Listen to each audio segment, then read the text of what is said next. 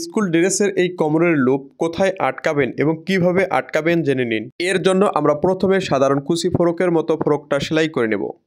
এর জন্য কাপড় নিতে হবে 1.5 ইঞ্চি পরিমাণ চওড়া। এই কাপড়টা প্রথমে সালোয়ারের ফিতা আমরা যে নিয়মে সেলাই করি ঠিক একই নিয়মে ভেঙে একটি সেলাই দিয়ে নিতে হবে।